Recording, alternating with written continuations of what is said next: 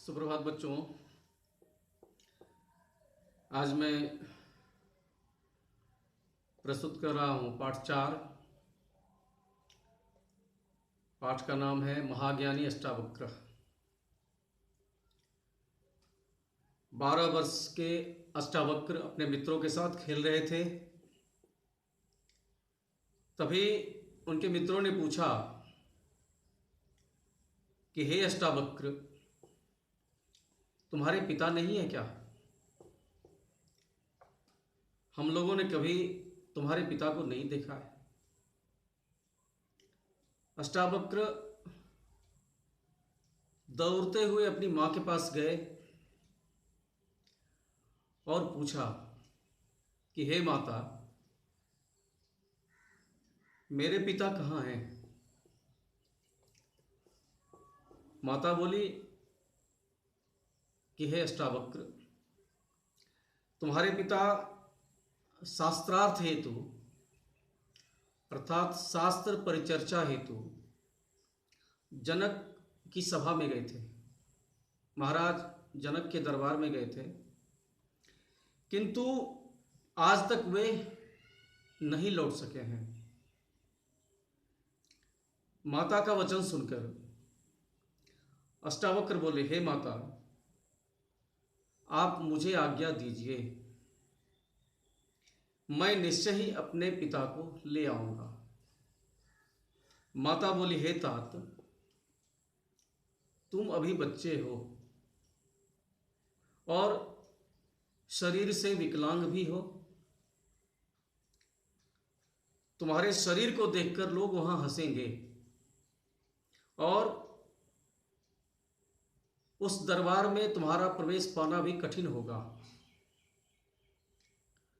किंतु अष्टावक्र की जिद एवं उनकी जिज्ञासा तथा उत्साह को देखकर उनकी माता ने उन्हें राजा के दरबार में जाने की अनुमति दे दी। अष्टावक्र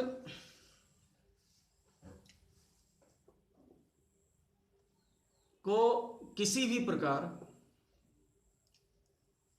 राजा जनक के दरबार में प्रवेश पाने में सफलता मिल गई,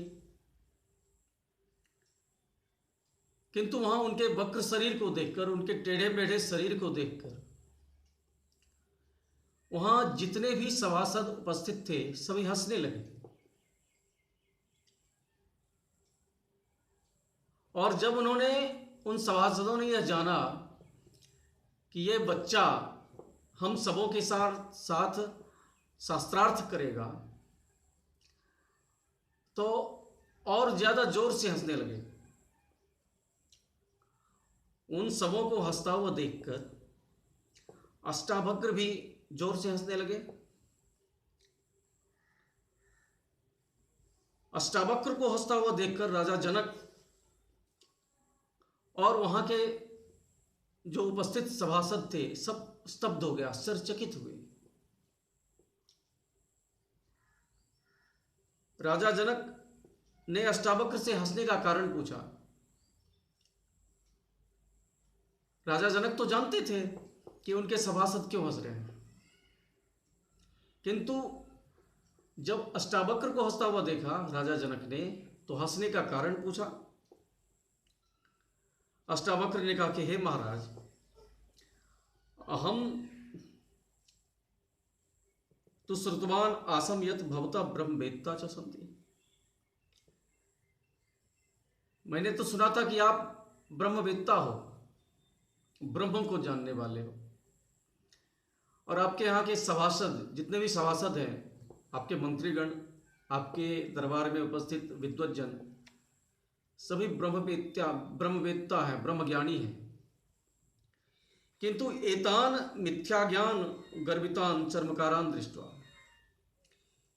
किंतु इन मिथ्या ज्ञानियों को देखकर, जो अपने झूठे ज्ञान और अहंकार में डूबे हुए हैं, वैसे चमारों को देखकर मुझे हंसी आ रही है। वैसे चमारों को देखकर मुझे हंसी आ रही है। अब आप ही बताइए, ये चमार नहीं है तो क्या है? इन्हें मेरा वक्र शरीर नजर आया, लेकिन मेरे अंतर में छुपा हुआ ज्ञान नजर नहीं आया। तो जो चमरियों को पहचान कर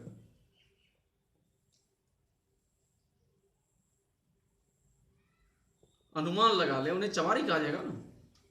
तो इन चमारों को देखकर मुझे हंसी आ रही है। आप ही बताइए कि मेरा शरीर वक्र है, तो क्या मेरी आत्मा भी वक्र है? यदि नदी की धारा टेढ़ी मेढ़ी हो, नदियां टेढ़ी मेढ़ी हो, तो क्या नदी का जल भी टेढ़ा मेढ़ा हो जाएगा? उनका उत्तर सुनकर वहां के सारे सभासद और राजा जनक स्वयं लज्जित हुए। फलस्वरूप राजा की आज्ञा से सभासदों के साथ शास्त्र चर्चा करते हुए वे विजयी हुए, और पश्चात राजा जनक को भी उन्होंने आत्मज्ञान दिया, उन्हें आत्मज्ञान प्रदान किया, और पिता को जल समाधि से मुक्त कराकर पश्चात पिता के आशीर्वाद से ही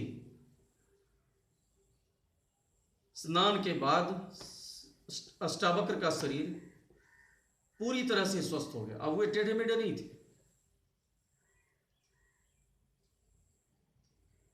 तो बच्चों, आज की कहानी अष्टावक्र के संबंध में थी। आपकी पुस्तक में जितनी भी कहानी दी गई थी, जो भी आपके पाठ में सम्मिलित है, मैंने उसे इस पाठ के माध्यम से, इस वीडियो के माध्यम से प्रस्तुत किया।